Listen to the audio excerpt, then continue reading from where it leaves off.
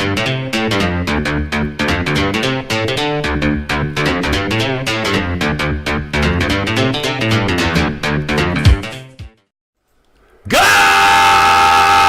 bless America, and welcome back, folks. It's yet another pilot episode of the Jazz McKay podcast extravaganza here on kerncast.com. Joining me, as always, my partner in crime, Mr. Lugnut Larry. Larry, how are you, sir? No, I'm glad you've asked.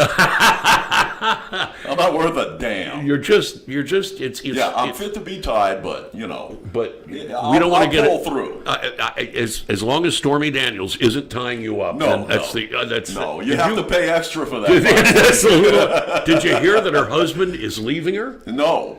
Stormy Daniels' husband is leaving her. He's divorcing her because he can't imagine why she would take her clothes off in front of strange men.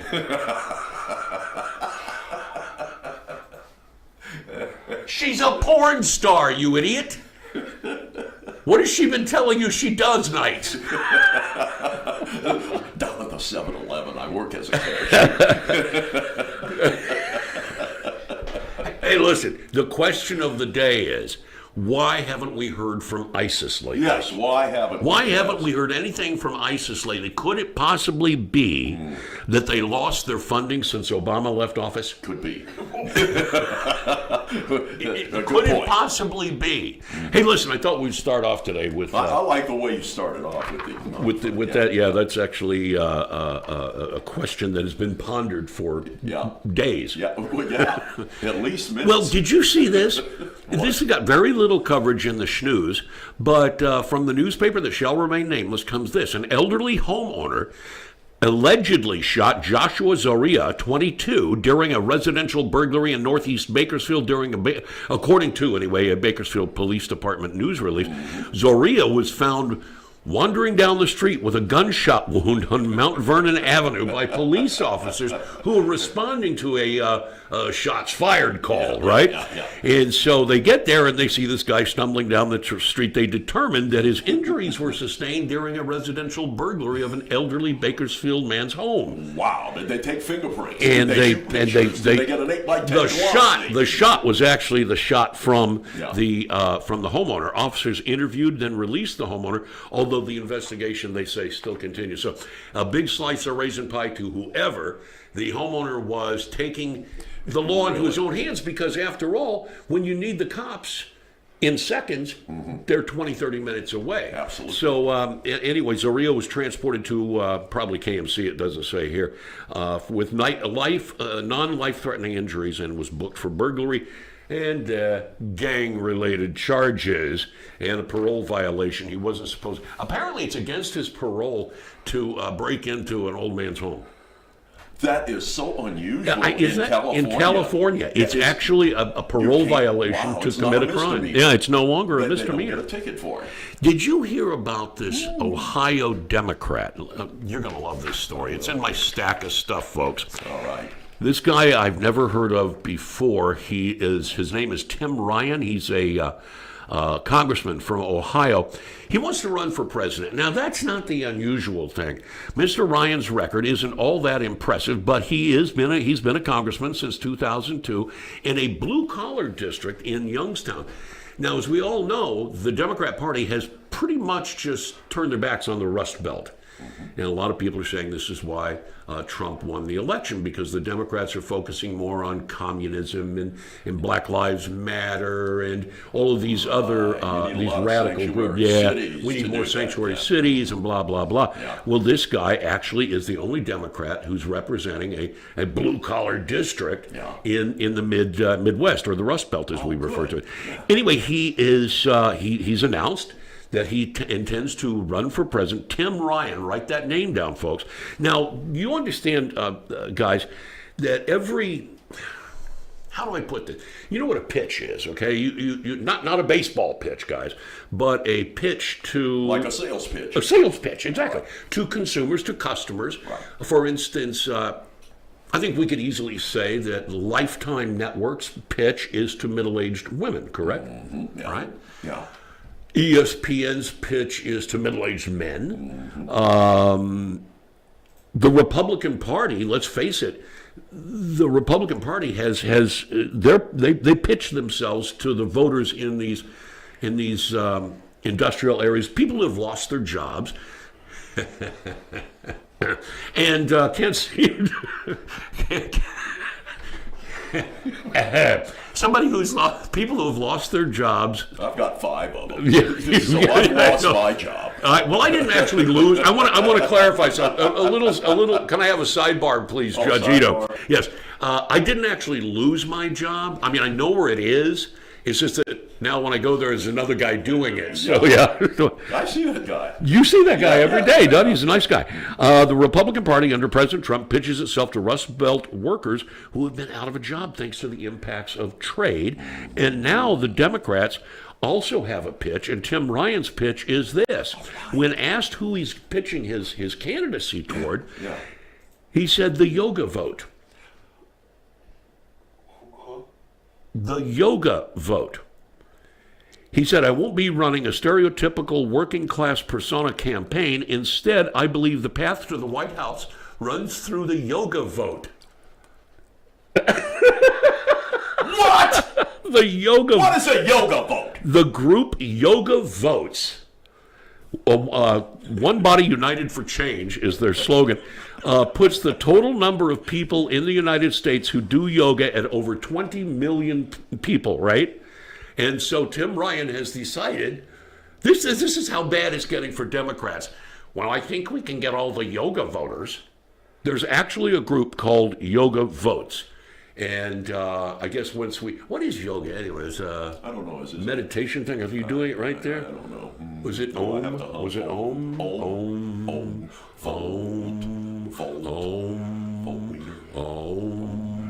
Om. I'm feeling better. I Let's feel. vote. You know what? Let's go vote. I feel pretty good right now. Let's vote Democrat. I feel pretty good right now. So we had two. Well, I'm blowing through these topics just like this. 2 shootings over the weekend. One in Los Angeles. Did you read about this? Did you see this on TV? The guy gets in an argument. He's got his girlfriend living with him and his grandmother, and I guess his 2 sisters. And his grandmother doesn't want the girlfriend living there anymore. So he gets into a fight with her about it, and to prove that his girlfriend is a good person and that he's a good guy, he shoots his grandmother 6 times. Well, what else are you going to do? And then kidnaps his girlfriend who's trying to get away at gunpoint, puts her in the car. The cops, I don't know how they found this guy so quick, but they did. He starts shooting out the back window of the car at the cops and crashes his car in front of a Trader Joe's. And then this sick SOB runs into the Trader Joe's and holds everybody there hostage. While the cops are outside negotiating with him, he takes his gun and kills the store manager. Oh, my God. Shot her point blank dead. And at this point in time, nobody really knows why on earth would he just... I mean, the guy's obviously a nut. Apparently, he's had several different jobs over the past few years, one of which was a security job, security officer, right? Mm-hmm. And it's unknown whether or not he had this is what I love about the media. According to the Los Angeles Times, it's unknown whether or not he was licensed to carry the gun or not. That's always a main question. Really? That's. Or can you shoot somebody? Can you carry? Was he licensed to carry a gun? But anyway, I felt so bad for the. I saw the family of the store manager being interviewed. A couple of members of her family. That's awesome. Her brother, and awful. It really is just terrible. The thing of it was, this was on Saturday. Thing of it was, the security guard, who normally works at the Trader Joe's, and I guess every establishment, including Trader Joe's. Who goes to Trader Joe's? Who shops at Trader Joe's? The nicest hippies you'll ever want. I mean, just nice. Now, they're not real hippies because they bathe. And they obviously have to have jobs in order to pay the inflated prices of Trader Joe's merchandise and organic bananas and whatnot. But the security guard, I saw him too. And man, this guy on the interview on Fox News yesterday was just absolutely beside himself because he took the day off. And it was really sad because he's blaming himself in a way because he had taken the day off. If he was there, he felt like he could have stopped the guy. Wow. But then we got the Toronto shooting. The Yeah, Toronto. we find out as a terrorist. Huh? Well, they're trying the Ontario Special Investigations Unit. All they've done is identify him. Now you tell me. Let's play guess the religion here. Okay, let's do it. Okay, first of all, the guy's 29 years old. 29. Okay, he's 29 years old. He has a handgun, which is illegal to have, of course, in Canada. You know, they've got laws against Well, they handguns. sure do. What was he doing with a gun? And he had no right to have a gun. He shouldn't have had the gun, Absolutely according to not. the law. So obviously he was breaking the law. But anyway, guess the religion. Faisal Hussein. Faisal Hussein. They're trying to figure out the motive. Police are baffled. Now they caught the guy. The guy's in custody. Fasil Hussein of Toronto, 29. According to police and witness accounts, the man fired upon groups of people as they were enjoying a night out in the Greektown neighborhood in Toronto. He killed a 10-year-old girl and an 18-year-old woman. Yeah. The gunman I thought he was captured. No, he was killed following an exchange of gunfire with police. Anyway, due to the exceptional circumstances of this tragic incident and the public's interest in knowing the man's identity, the SIU is identifying him as Faisal Hussein of Toronto. Police will not be speculating on the motive of the shooting. They have no idea. No, we can't speculate. Every dot is connected. What possibly could have possessed this man? Yes. And now, the mayor of Toronto. Ooh, I like him. Oh, he's something else. John Tory. Yeah. Yeah, John Tory. Yeah. He gave a speech yesterday addressing the city council in the wake of this horrible shooting in Toronto on Sunday morning, in which the shooter murdered an 18-year-old girl, a 10-year-old girl, and 13 others were wounded. And so John Tory, he's the mayor of Toronto. Big dude. And big time guy. He said that this is why we need stricter gun control. You can't have a gun in Canada, but we need stricter gun control. Yes. He says, why does anybody in this city need a gun at all? Are you really that stupid? How the hell do you figure out how to tie your shoes in the morning, let alone be mayor of the biggest city in all of Canada? How on earth? This is why we don't need guns. Why does anybody need a gun at all in this city? Could it be to protect themselves from a-holes like Faisal Hussein, who maybe if somebody had been armed with a legal gun and was a good law-abiding citizen and were able to take this guy out, maybe that 10-year-old girl wouldn't be dead. But this has completely escaped the mind of John Tory, mayor of Toronto. This is actually, I'm surprised. You know what I thought his reaction was going to be? What's that? This is why we need to control the climate. This is why we need to stop global warming. Obviously, if there wasn't global warming, he wouldn't have shot these people. Well, look, that's as good a reasoning as anything else coming out of the mouths of these liberals up there in Canuck land. He said, here's his statement. I've said from time to time that this city has a gun problem and that guns are way too readily available. They're illegal. You can't just walk into a store. They don't have stores up there. They don't sell, shotguns, rifles, things like that for hunting, yeah. But he says this is an international problem as well as a domestic problem. There are far too many people carrying around guns in our city. There's not enough people carrying around guns, you moron. You might have been able to take this guy out before he killed an innocent 10-year-old child and an 18-year-old woman and then put 13 people in the hospital with life-threatening injuries. This is the Jazz McKay Show. We are on kerncast.com. You can go to the website and leave messages at Kerncast, and we will, in fact, if you have questions you'd like to ask Lugnut Larry, myself, or the Goose over here, who's manning the board this afternoon, go to the Facebook page, Kerncast Facebook page, and be sure, and we'll answer any and all questions, and we'll stick our fingers in Larry's belly button right after this on kerncast.com, baby.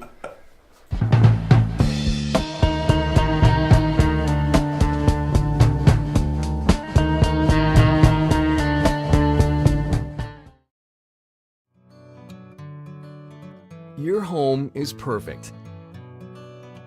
Until it's not. We understand that life has its changes. As your family grows, we're here to help grow with you.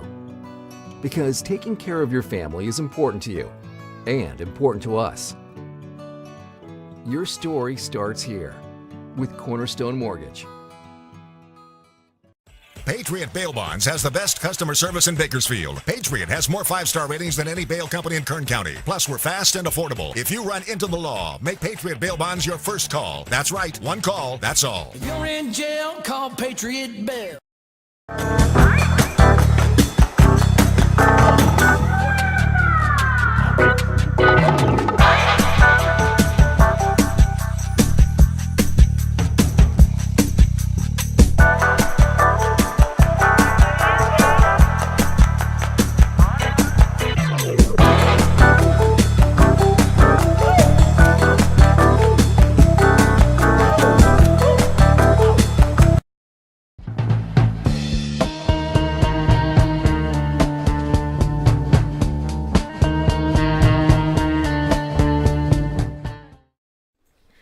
And we're back with yet another burning question.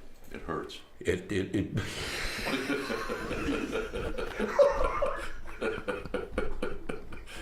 What happened? Oh, They have medication for that. yeah, I think they do. Is it an ointment? Just asking. A burning question that hurts. If Vladimir Putin were to fly to Mexico and illegally cross the border, talking about Vladimir Putin, Yeah, you know, he's okay. he's the top dog He's over the- there in your Russia, The big banana. the big banana. If Vladimir Putin were to fly to Mexico and then cross the border into the United States illegally and then travel to San Francisco or to Chicago, he would be able to vote then, right? Yes. Right? Yeah, Yeah. absolutely. Because after all, if He you can enter change the his name to Vladimir Putinez. Vladimir Putinez can get to San Francisco by crossing the border from Mexico, he should be allowed to vote. Absolutely. I mean, according to all of the logic, twisted and pretzelistic. Is that a word? Pretzelistic, of course I think it that's is. a good word. I was using it. Put that I on our used it list. earlier Put today. that on our list of words. Pretzelistic.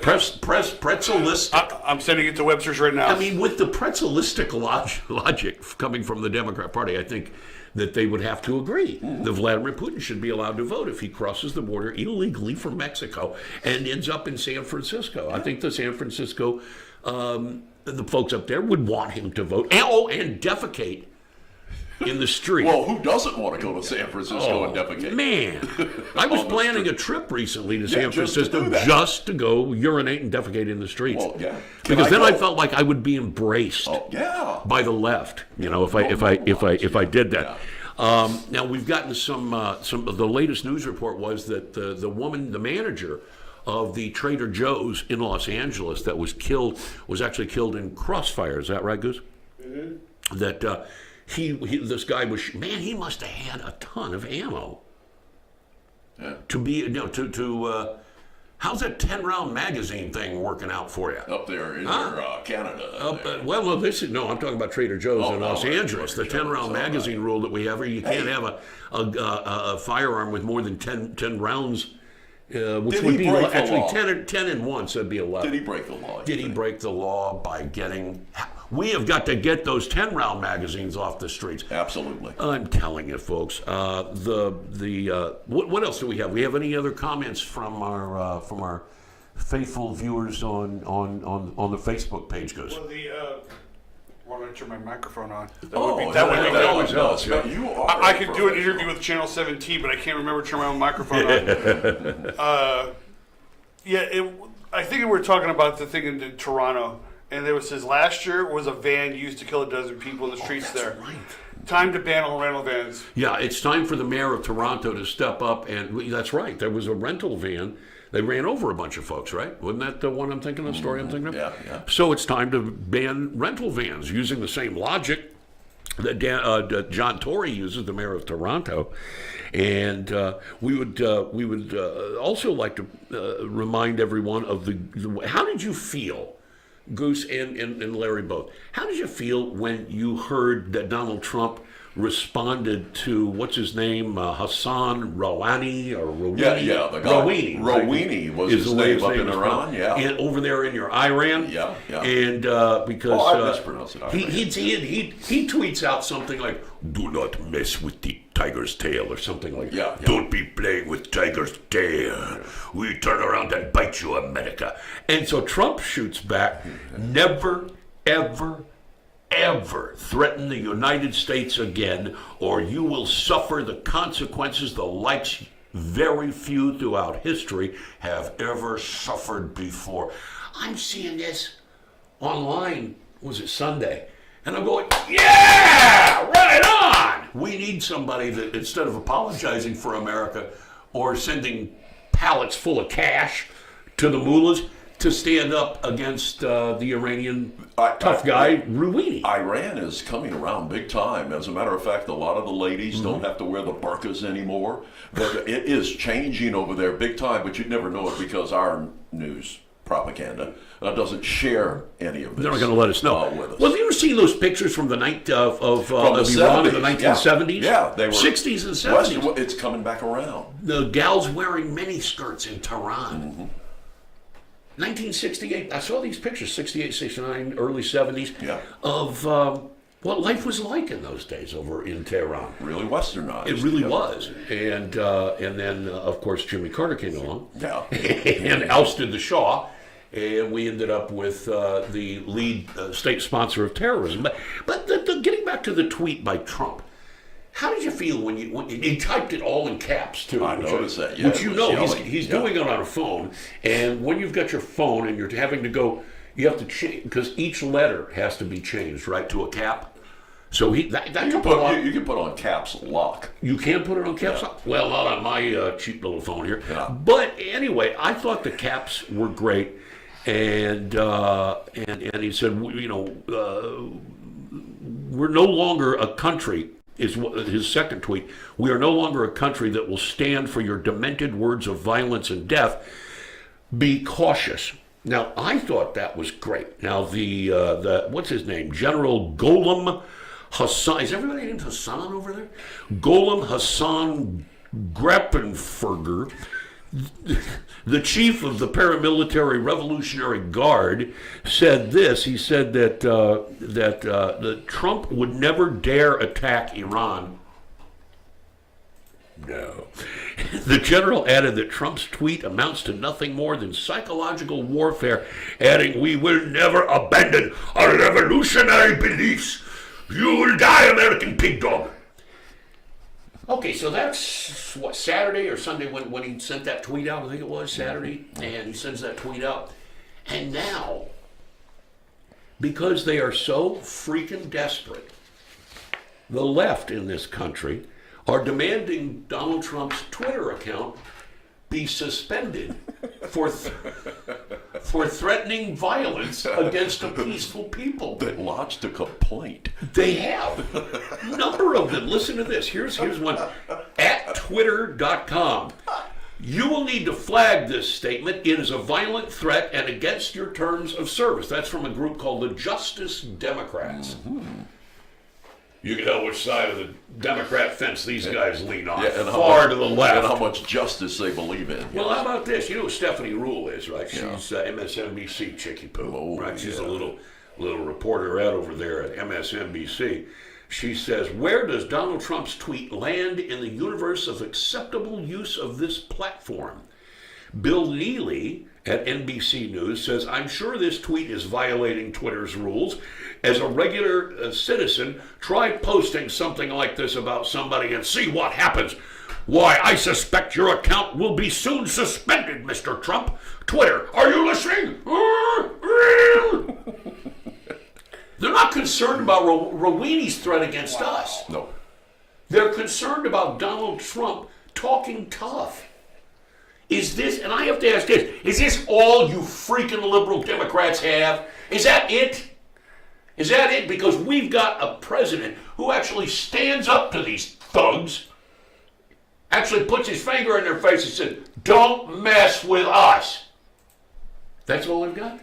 That was it yesterday and so, late Sunday and all day yesterday on Twitter. The big, oh my God, MSNBC journalist and host on Twitter Monday reacting against a tweet from Donald Trump threatening the Iranian president. Well, I don't think he was threatening the president directly. I think he was threatening all of those lunatics, not just Rouhani.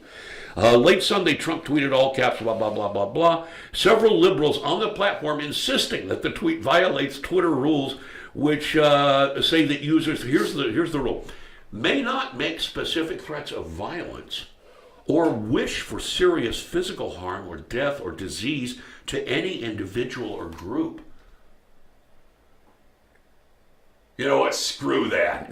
Screw that. I hope he keeps it up. You know what I'm saying?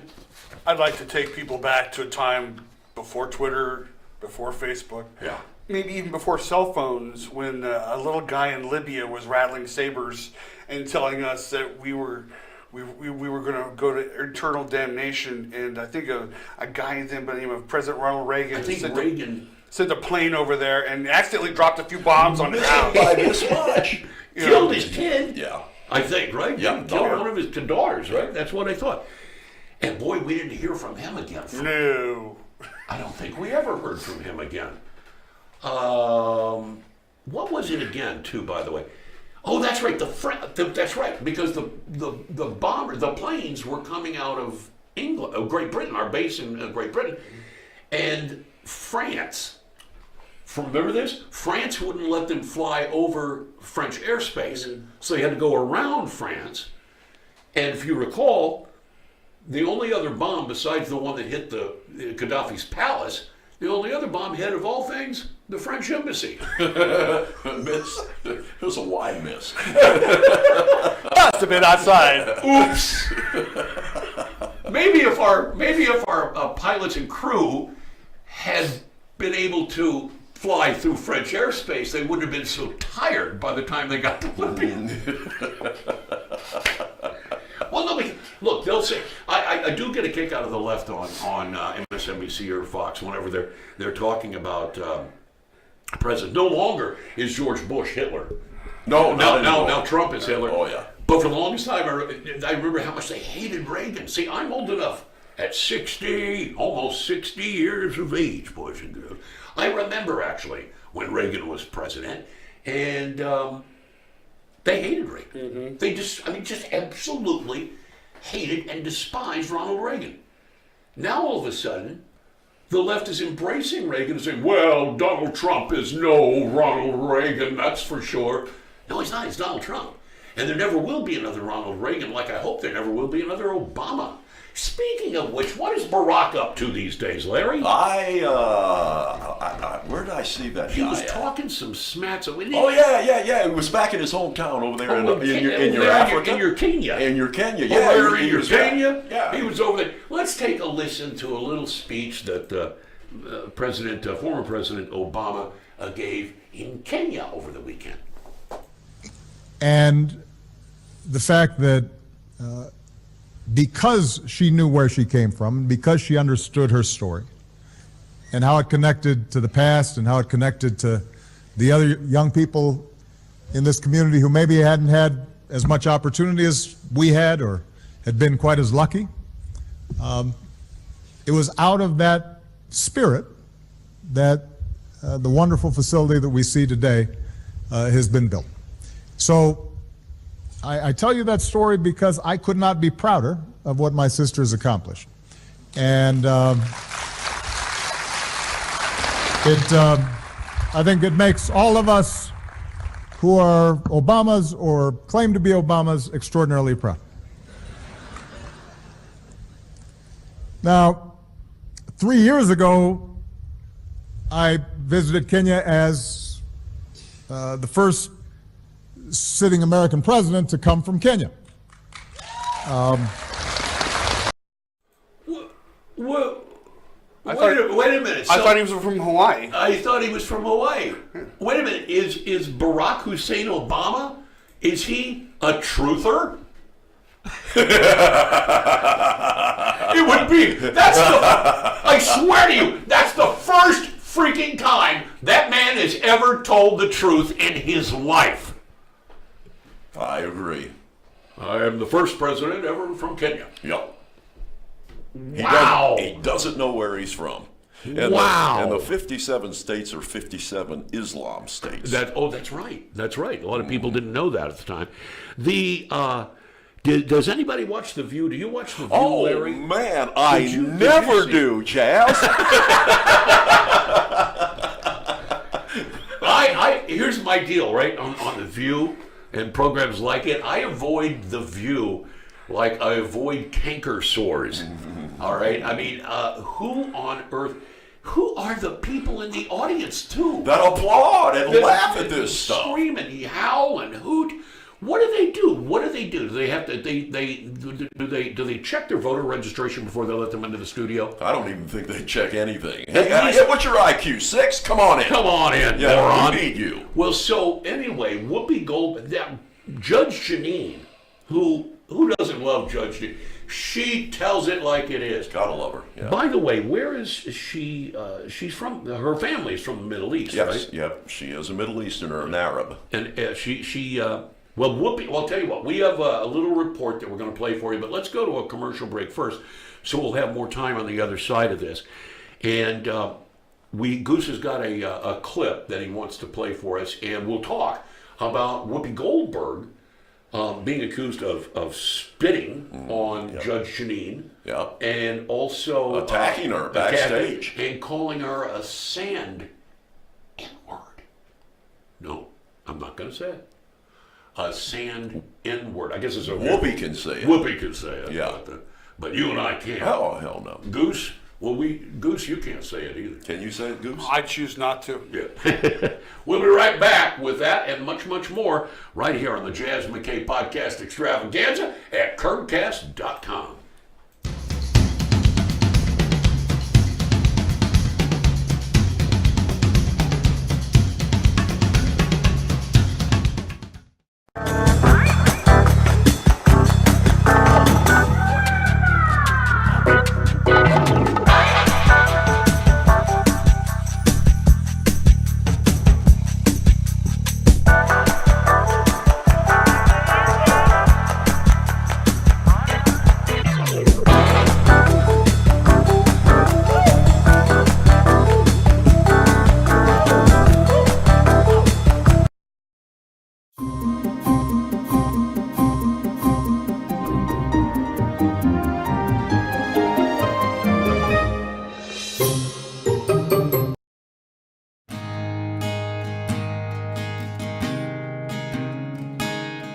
At the time you were arrested, you were served with a DS-367 temporary driver's license. It's good for 30 days, but if you don't act within 10 days, at the end of those 30 days, your license will be suspended. It's important for your lawyer to contact the DMV for you. Set up a driver's license administrative hearing so that your license is not going to suspension. That's something here at Braemar Law we do for you.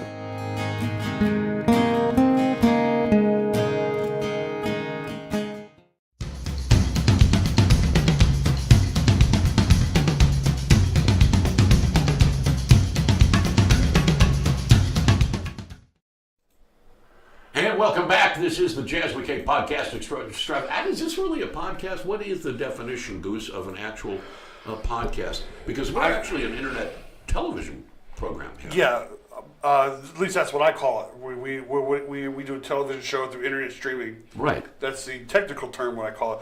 But podcasts can be done through video as well as audio. Oh, okay, I got you.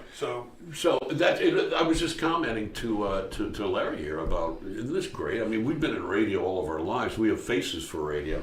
Yeah, which is why we usually are not on. Yeah, you don't see us in front of a camera. Right. But we can actually play video, not just audio. Cool. Yeah, we used to do the video on the radio and then have to explain it. Yeah, explain what's going on visually but we can only play audio. It's a good actuality. Well, this is from the Washington Post website, and I guess is this a clip, Goose, of what happened on The View? I haven't seen the full clip, but that's what they do talk about it. So. Okay. Well, let's watch this. This is what happened. ABC executives pondering whether or not to fire Whoopi Goldberg after this little extravaganza took place with Judge Jeanine on Thursday. On Thursday's The View. Go ahead. Your opening statement, which was how horrible it is, that Donald Trump is talking about that's all what you, of these I'm people. sorry, You know what that's I what think you is said. horrible? You said, Whoopi, you know you what's said horrible? that When it people was, who it's shouldn't okay. be here end up murdering the children of American citizens. You know what's horrible? What's What's horrible? What's horrible when the president is of the we United fund States sanctuary whips up cities. people to beat No. the hell out of people. No. Say goodbye.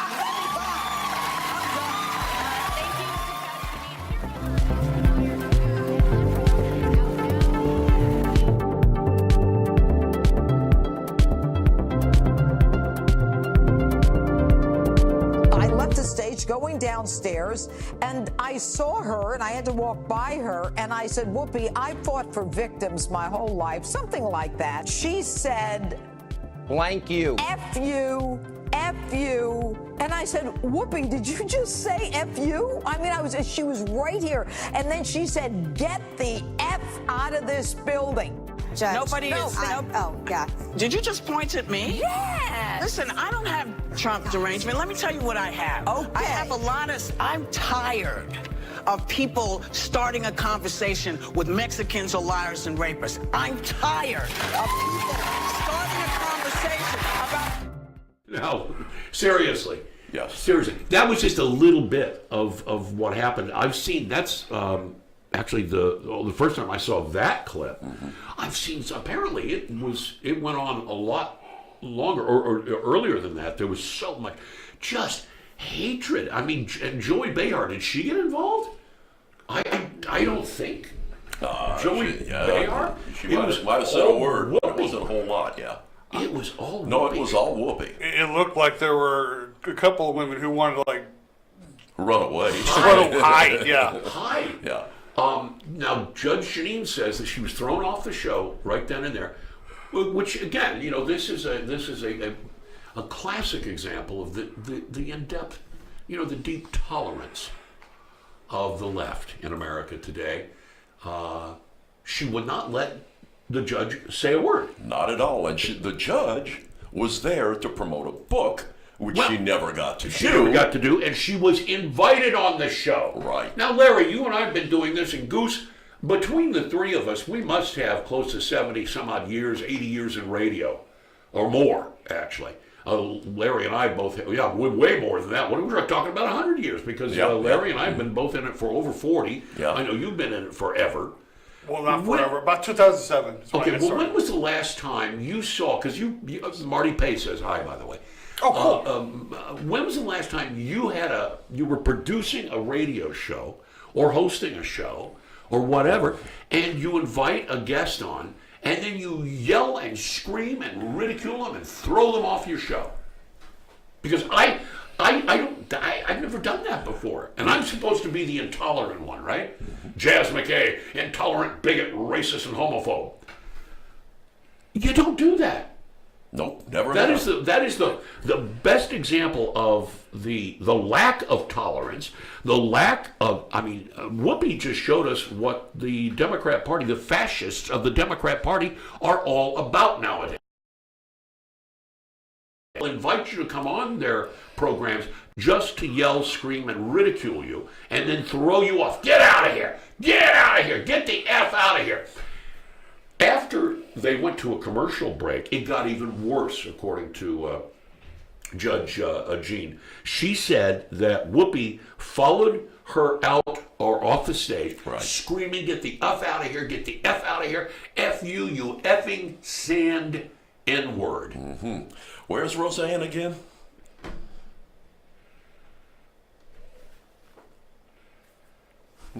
Yeah, no kidding. No kidding. Roseanne makes a silly little comment on was it Facebook or Twitter, and she's fired immediately. Right, gone. Where's ABC? According to this article from yournewswire.com, ABC executives are considering firing Whoopi Goldberg. Considering it. Now, there's believe it or not, there's a debate out there on my Facebook page between a couple of people saying, she never spit on her. She didn't spit on her. Well, if you read what Judge Jeanine Pirro said, she said that Whoopi was screaming at her in her face, like just inches away from her face, and the spit was just flying out of her mouth. She said she hawked a loogie on her, but she didn't spit on her. Whether it was deliberate or just spray coming out of her mouth because of the venom flying out of her mouth, the venom encrusted spittle flying out of her mouth. How did Ted Danson ever put up with this woman? Oh man! I mean, could you imagine? But usually Whoopi, I mean, I've seen her get cuckoo for Cocoa Puffs, but I've never seen anything like that. She was from unhinged. her on The View. Unhinged. Absolutely off the rails. Absolutely off the rails. Now, I wouldn't know about this if it weren't for the interweb, because again, I don't watch The View. You don't watch The View. Goose over here don't watch The View, and I bet you none of you watch The View either. I haven't watched it in years. Who is their pitch? We talked about pitches earlier. Yeah. Lifetime pitches middle-aged women. ESPN is pitching to middle-aged men. These got to be young women in between. You want to know what their target audience is? Yeah. What is the target audience I of would The think View? you're right on the. I think it's middle-aged women, Younger women. I think maybe young mothers. Older in the their women 30s. get, the more conservative they That's get. true. I think they bend more toward the left than the right. Oh, by far. Again, you heard the people screaming and applauding in the audience? Even when they have conservative commentators on their shows, it's geared to try to make the conservative look like an idiot. This is why they have Meghan McCain on there. Because she kind of fits that. You don't know, she's the token conservative on that program. But she'll be the first to rip the hell out of Donald Trump, or yes, she will. She has been known to do it. Trump, just like her But dad. I would just like to know if I could possibly get a job at ABC. Hey, somebody get me Channel 23 on the phone. Yeah, because we can be just as racist and bigoted and nasty apparently and crude and rude as Whoopi. You can be as nasty as you want to be. Yeah. As the Two Live Crew once said. You can get as nasty as you want to be on ABC, and there's no repercussions for it. No. There's none. Nothing happens. Must have tenure. She just keeps coming back and keeps doing it. How long is she? Now, The View was originally Barbara Wawa's show. Mm-hmm. Was Whoopi an original? No. She came along years after. If I can remember correctly, this is going to... it was Barbara Walters, Meredith Vieira. Right. Star Jones. Joy Behar. Yeah. And Joy's been on there a long time. There was a token conservative back then too when they started. I can't remember what the. I asked you this: would Barbara Walters? Well, she might have been to play like conservative Barbara. Barbara was kind of down the middle. Barbara Walters, despite whatever you believe her political beliefs to be, is a consummate and solid professional. Mm-hmm. Barbara Walters would never have allowed something like what happened, and what has been happening for years with The View. And I wonder what the hell the producers are thinking, and what ABC is thinking now. If they had any, wait a minute, what am I saying? If they had any say, look, by allowing Whoopi Goldberg to do these things, those clips like we just played wouldn't if they were talking about I don't know, chocolate chip recipes or the best way to cook a nice bag of brown rice, nobody would watch. Nobody would watch. They watch it because they want to see a train wreck, and we go back and we watch it, even though we've never watched the show. We watch the clips because we want to see the freaking train wreck. Right? One of your viewers said that she stopped watching after Barbara Walters left. Yeah.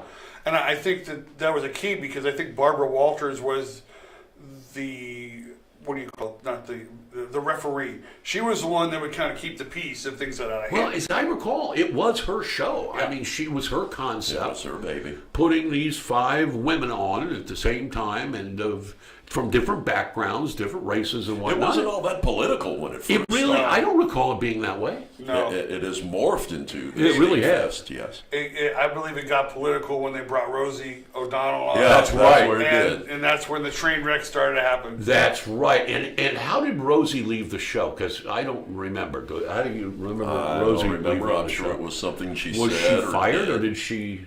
I think she was fired. I think what should happen now, ABC should take Whoopi into a room and Whoopee her ass. Whoopi her. I think they should take Whoopi in the room and just say, look, you're going to take some time off and you need to spend time with your family. Yeah. And so we're going to temporarily replace you with somebody who's actually got a sense of humor. Mm-hmm. I remember when Whoopi used to, look, I used to stand-up comedy in the Bay Area back in the early 1980s. And Whoopi Goldberg, I had the pleasure of introducing her at a theater in San Francisco after her run in an off-Broadway play where she played Moms Mabley. Now, a lot of you younger folks out there, or practically all young, no young person out there is going to know who Moms Mabley was. Well, Can you explain Moms Mabley? No, I cannot. She was this great comedian from the night she started back in the 1940s, and she ended up embracing television. And she wasn't that old when she started, but she played an old woman, kind of like we see actors portraying older characters all the time. Well, she was a stand-up comedian, and Whoopi got famous by doing a one-woman show tribute to Moms Mabley. And I remember going to see her do that. I'd seen Whoopi on this was way back in the early 1980s.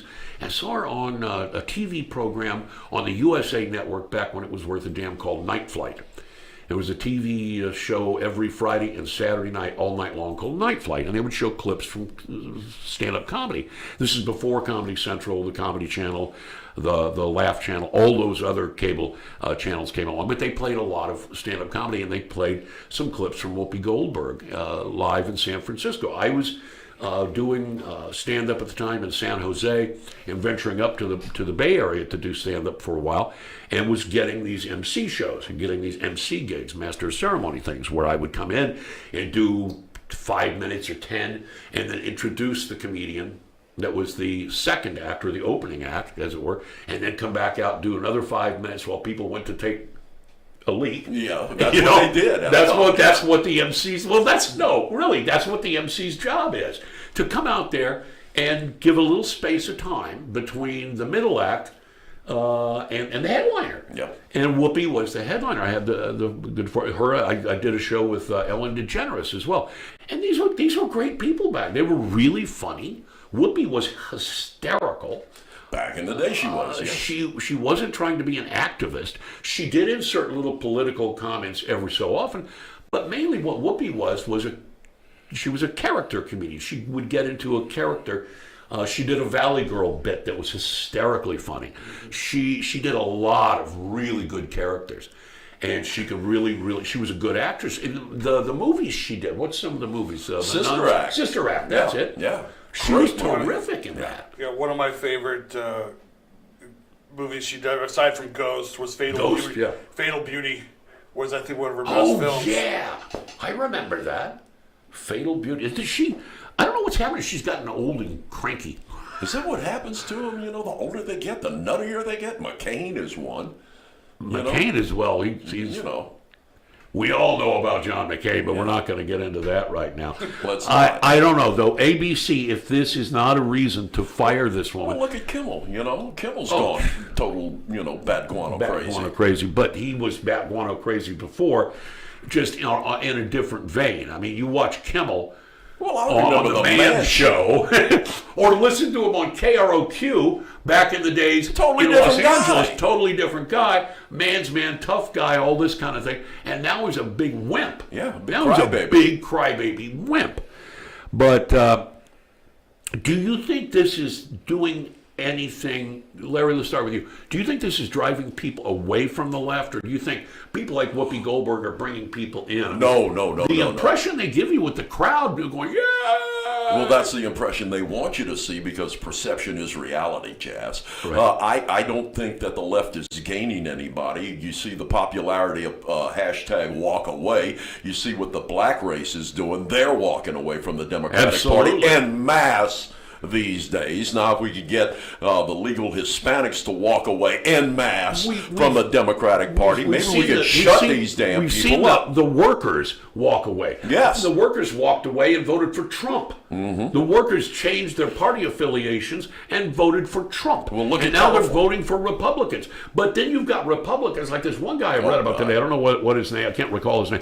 He's written a bill, introducing a bill to call for a carbon tax. Mm-hmm. He's a Republican. And he said there are serious issues with climate change and global warming. Serious issues. I keep hearing the Republicans don't have a chance of winning. They got the best chance if they don't snatch victory from the jaws of defeat.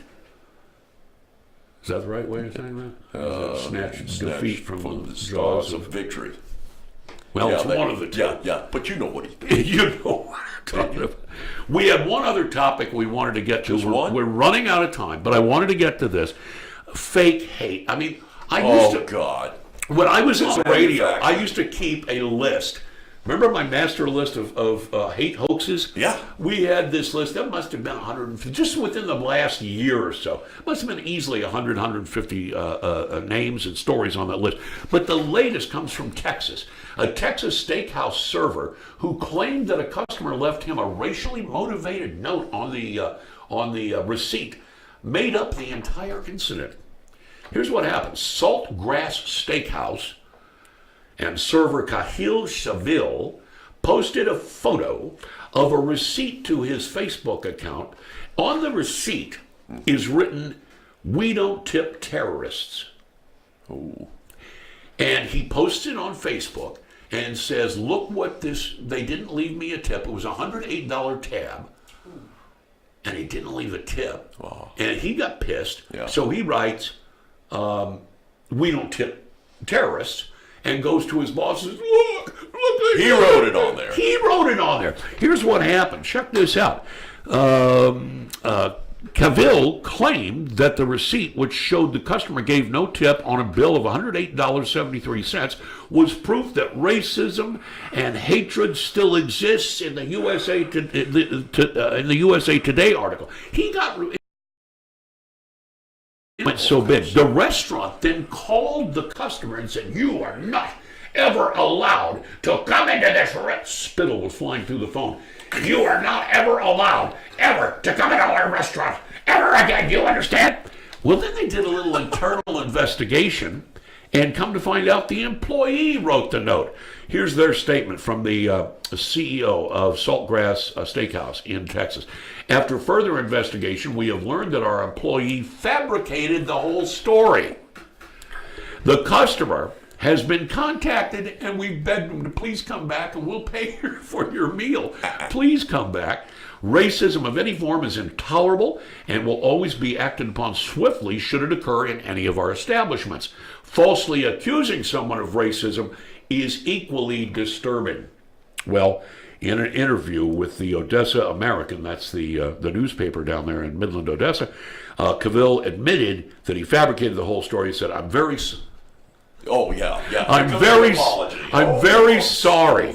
I made a huge, big mistake, and I'm now in the process of getting the help that I need." Getting the help he needs. He's not taking responsibility for it. No, absolutely He's apologizing for it, but he's saying he's got a mental condition and I'm seeking help. He's no longer works at the restaurant. Yeah, nobody takes responsibility. Everything's an excuse. Everything is something else. It's an excuse. Yeah, Everything. I'm not responsible for anything that I did. I was drunk when I did it.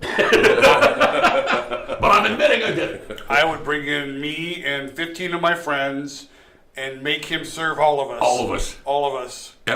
All wearing For a Make America year. Great Again baseball caps. For a year. Absolutely. That is going to do it for us. Shots, it's over. This afternoon, yep. Larry is heading off to the Kinzer Studios. Yes, that's what I do. With Terry Maxwell. Goose, you got a show coming up later? Yeah, what we got, Goose? Me personally, I don't have a show in probably. Saw you doing a WWE the other day. Yeah, we did that. That was great. Oh, thank you. They moved our time slot from Thursday to Monday, which will work out better for us. Who's coming up later today? Later today, we have John French coming in at 2 o'clock. John is coming in at 2. Absolutely. John French, great guy. Nika's coming in at 3. Denise is at 5. I love Denise's show. Denise Gary's show is top notch, folks. And, right here on and then we Kerncast. started all over again tomorrow. Tomorrow's Wednesday. What are we doing tomorrow? We have Chris Sanchez coming in at 1 with Kelly Gladden at 2 o'clock, and then Inga and Denise back to back, 3 to 5. Good programming right here on your worldwide interweb. Don't leave home without. This is Kerncast.com. I'm Jazz McKay, and for Lugnut Larry and the Goose, we'll see ya.